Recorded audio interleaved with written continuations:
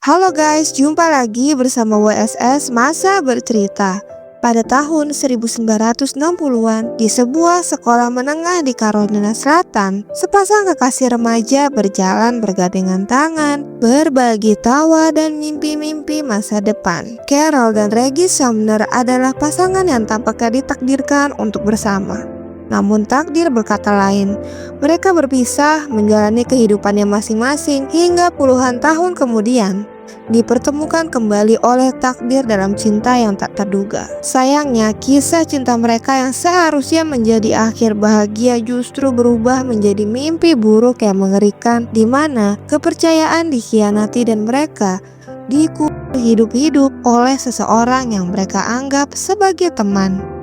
Sebelum masuk ke ceritanya, jangan lupa klik tombol like and subscribe channel ini dan sebarkan video kami ke teman-teman kalian ya. Kami akan upload setiap 2 hari sekali guys, jadi jangan lupa ditonton ya. Bersama saya Aprilia. Sekarang kita mulai masuk ke ceritanya. Reggie bergabung dengan Angkatan Laut Amerika Serikat dan menjalani hidupnya sebagai pria yang bekerja keras. Carol di sisi lain mengalami perjalanan hidup yang lebih tragis. Pernikahan keduanya berakhir dengan percobaan pembunuhan yang hampir merenggut nyawanya. Pada tahun 1987, mantan suaminya menembaknya 6 kali di depan putri kecilnya yaitu Rhonda. Sebelum akhirnya suaminya itu memutuskan untuk bundir. Carol pun selamat, tetapi luka-lukanya menyebabkan kebutaan pada satu mata dan rasa sakit kronis yang harus ia tanggung seumur hidupnya. Seolah tak cukup, 8 tahun kemudian ia didiagnosis menderita kanker hati akibat transfusi darah yang tercemar hepatitis C. Meskipun hidupnya penuh penderitaan, Carol menolak untuk menyerah. Ia berusaha menjalani hidup normal, bekerja sebagai perwakilan layanan pelanggan, hingga suatu hari panggilan telepon dari seorang pria di masa lalunya mengubah segalanya. Pada tahun 2000, Reggie menelpon sebuah layanan pelanggan dan tak menyangka bahwa suara di seberang sana adalah Carol, yaitu mantan kekasih lamanya. Percakapan sederhana itu membawa mereka kembali ke masa muda, menghidupkan kembali perasaan yang pernah ada. Mereka bertemu kembali, lalu jatuh cinta lagi, dan 6 bulan kemudian mereka pun menikah.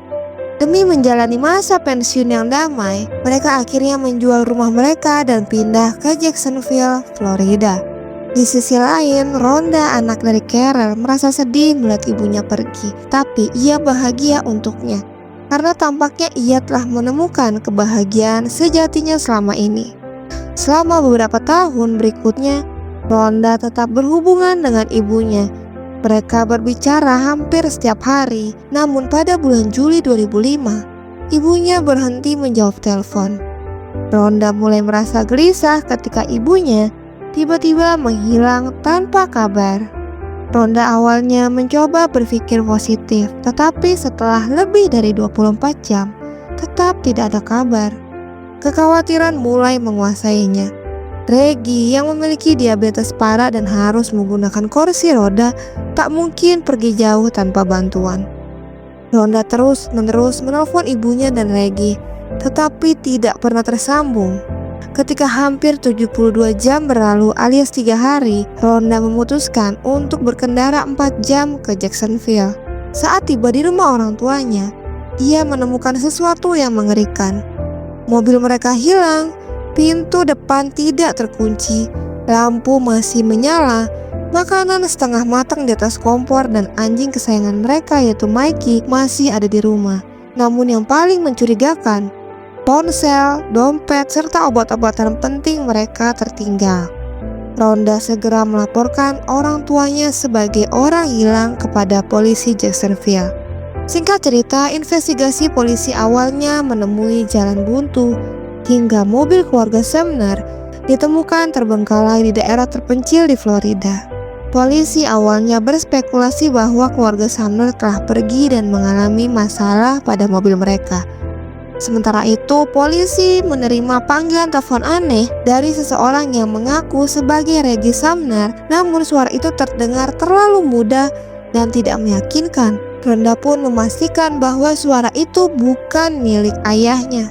Polisi melacak panggilan tersebut dan menemukan bahwa nomor tersebut baru saja menghubungi perusahaan penyewaan mobil. Rekaman CCTV dari ATM menunjukkan seorang pria tak dikenal selesai menarik uang dari rekening keluarga Sumner dengan menggunakan mobil sewaan tersebut.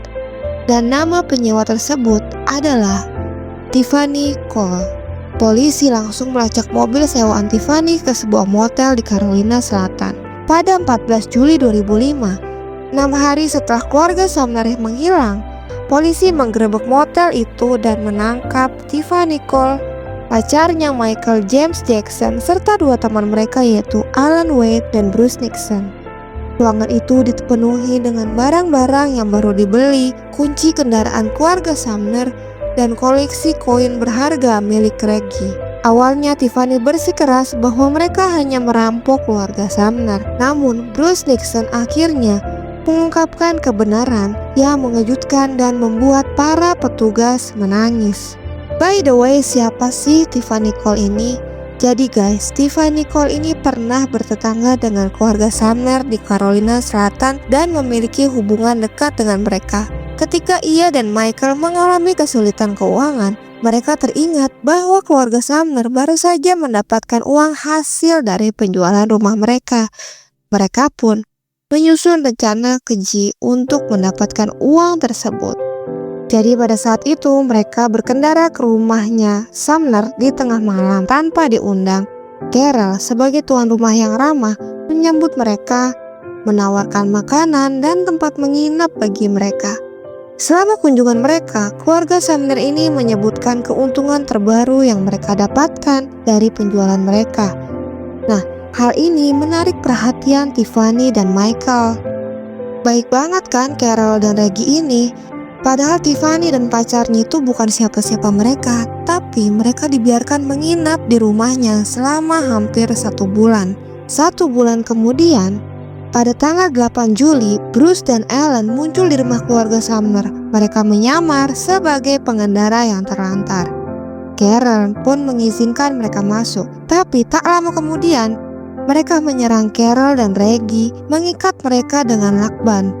Michael segera bergabung dan mereka menggeledah rumah tersebut mencari barang-barang berharga dan informasi perbankan. Setelah sudah puas menjarah, mereka memasukkan Carol dan Reggie ke dalam bagasi mobil dan mengendarai mereka ke lokasi terpencil di Georgia. Di sana, ternyata mereka sudah membuat lubang yang sudah digali sebelumnya.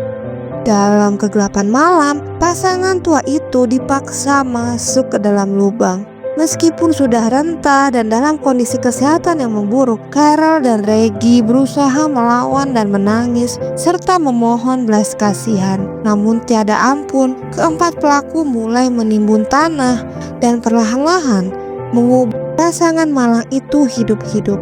Mereka terkubur dalam ketakutan, merasakan setiap detik oksigen semakin menipis hingga akhirnya tercekik oleh beban tanah yang menindih mereka.